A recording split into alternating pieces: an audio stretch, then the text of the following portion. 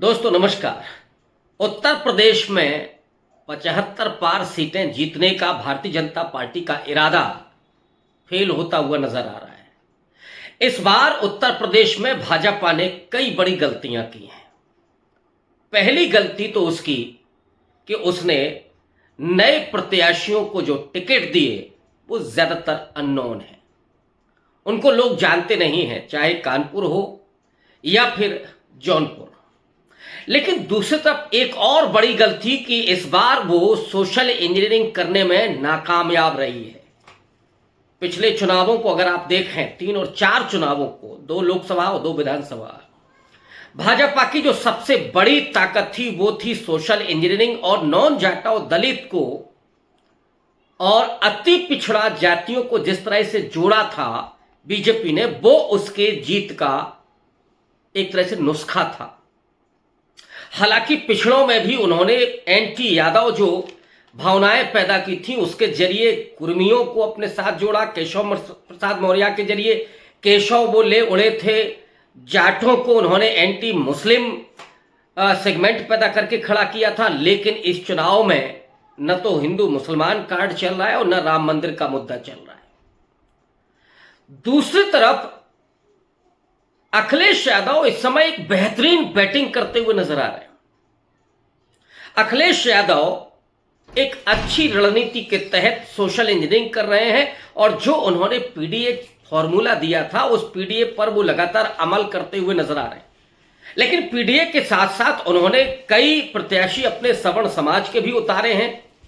ब्राह्मणों को भी टिकट दिया है, ठाकुरों को भी टिकट दिया है, कायस्थों को भी टिकट दिया है। लेकिन ज्यादा संख्या में उन्होंने पिछड़े समाज के और अति पिछड़े समाज के लोगों को टिकट दिया है और इस वजह से समाजवादी पार्टी लगातार मजबूत होती चली जा रही है।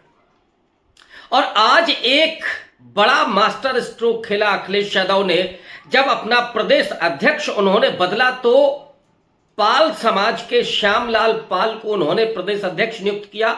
श्यामलाल पाल प्रयागराज यानी इलाहाबाद से आते हैं, अभी तक उपाध्यक्ष थे। नरेश उत्तम पटेल जो लंबे समय से समाजवादी पार्टी के प्रदेश अध्यक्ष थे, इस बार उनको फतेहपुर से बीजेपी की निरंजन ज्योति के सामने टिकट दिया गया है और इस वजह से श्यामलाल पाल को प्रदेश अध्यक्ष बनाया गया है। लेकिन यह सिर्फ स्थानांतरण नहीं है, दरअसल ये मास्टर स्ट्रोक है। इस बार जो अखिलेश यादव की रणनीति है, जरा उस पर बात करना जरूरी है, क्योंकि जिस तरह का टिकट वितरण और जिस तरह का संगठन में बदलाव अखिलेश यादव कर रहे हैं, भाषण में भी काफी तब्दीली है। भाषण भी वो सोशल जस्टिस के इश्यू पर कर रहे हैं, पीडीए फॉर्मूले पर कर रहे हैं, बेरोजगारी और महंगाई के सवाल पर कर रहे हैं और मंदिर वाले इश्यू को कहीं वो जगह ही नहीं दे रहे हैं ताकि बीजेपी को मौका ना मिले।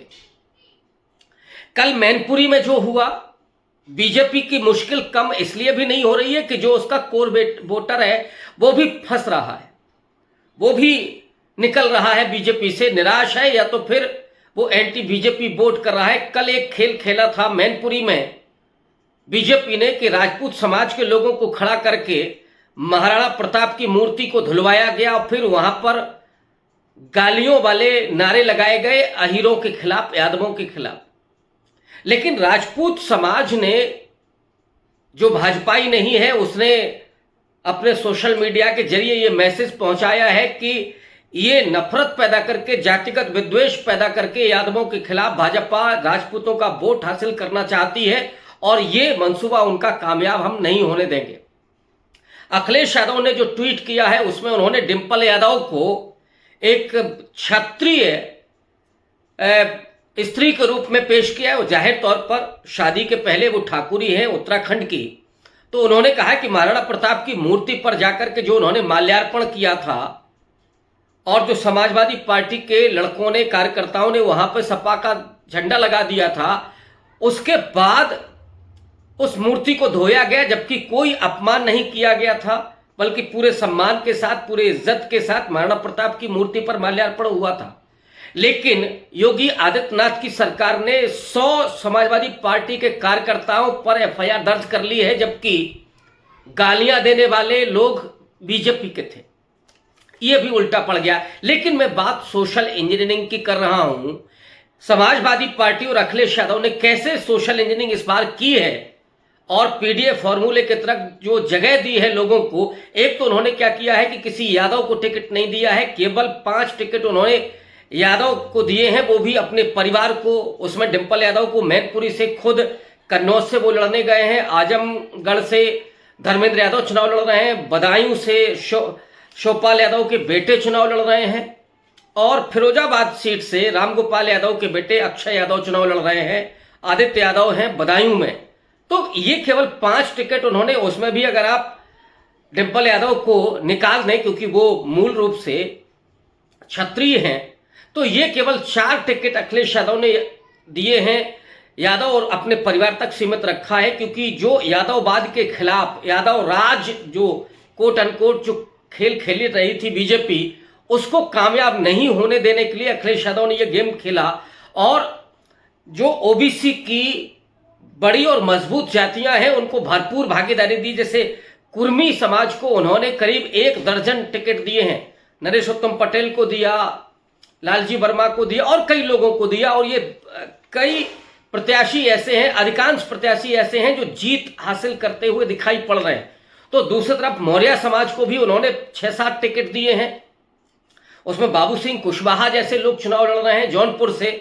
वो एक महत्वपूर्ण कदम है अखिलेश यादव का। लेकिन इस बार उन्होंने अति पिछड़ों को भी टिकट दिया है और अति पिछड़ों में बिजनौर से दीपक सैनी, जहां पर चुनाव हो चुका है, शाहजहांपुर से राजेश कश्यप को टिकट दिया उन्होंने, भीम निषाद को सुल्तानपुर से टिकट दिया है, उसी तरह से काजल निषाद गोरखपुर से चुनाव लड़ रही हैं, पप्पू निषाद संत कबीर नगर से चुनाव लड़ रहे हैं, राजभर और बिंद को भी टिकट दिया है, रामशंकर राजभर ये सलेमपुर से चुनाव लड़ रहे हैं और राजेंद्र बिंद मिर्जापुर से। ये जो कॉम्बिनेशन बनाया हुआ है, और अकबरपुर से राजाराम पाल, ये अति पिछड़ी जातियों के प्रतिनिधि हैं जिन्हें टिकट दिया गया है। और एक और काम किया है अखिलेश यादव ने, इस बार मेरठ से एक दलित कैंडिडेट को जनरल सीट पर उन्होंने चुनाव लड़ाया है।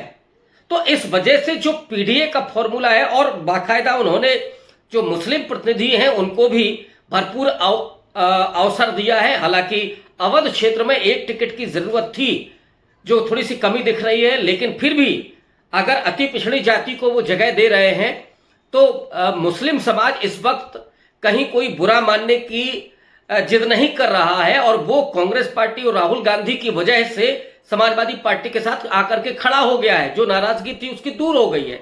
तो अखिलेश यादव इस तरह से जो कॉम्बिनेशन बना रहे हैं, जो पिछड़ा अति पिछड़ा कॉम्बिनेशन है, दलितों में भी उन्होंने जाटव समाज को भरपूर टिकट दिए हैं। एक थोड़ा सा प्रॉब्लम है जिसके बारे में मैं बार बार कहता रहता हूं कि उन्होंने जाटव समाज से टिकट दिए हैं, पासी समाज से टिकट दिए हैं, यहां तक कि वाल्मीकि समाज से टिकट दिए हैं, लेकिन उन्होंने 2 बड़ी मेजर जो जातियां हैं, धोबी और कोरी, उनको टिकट नहीं दिया है।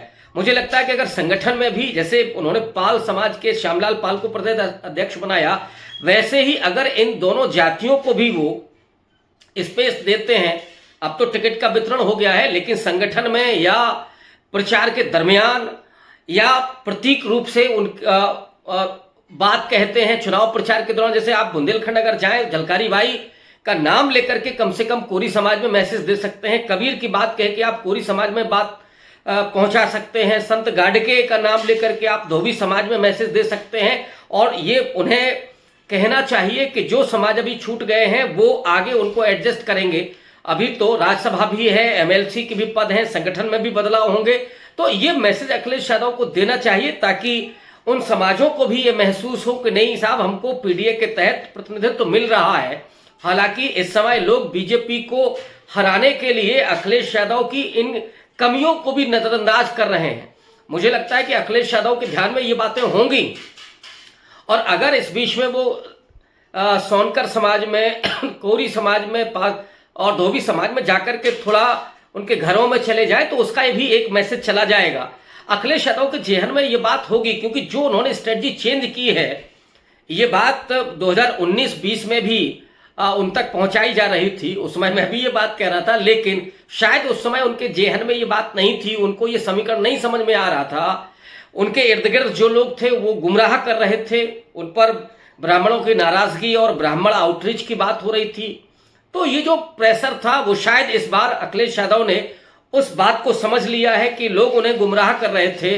जो अपर कास्ट है वो तो बीजेपी के साथ पूरा खड़ा हुआ है, लेकिन फिर भी उन्होंने कई ठाकुरों को टिकट दिए, ब्राह्मणों को टिकट दिए, कायस्थों को टिकट दिए। तो एक बेहतरीन सोशल इंजीनियरिंग पूरी की है अखिलेश यादव ने, जिसका फायदा उनको मिलते हुए दिखाई पड़ रहा है इस चुनाव में। और इधर श्यामलाल पाल को उन्होंने प्रदेश अध्यक्ष बनाकर के जैसे मास्टर स्ट्रोक ही लगा दिया है। और ये मुझे दिखाता है कि भारतीय जनता पार्टी के लिए बहुत मुश्किलें पैदा कर दी हैं अखिलेश यादव ने। और ऊपर से मायावती ने 10-10 ब्राह्मण प्रत्याशी देकर के तो और ज्यादा हालत खराब कर दी है बीजेपी की।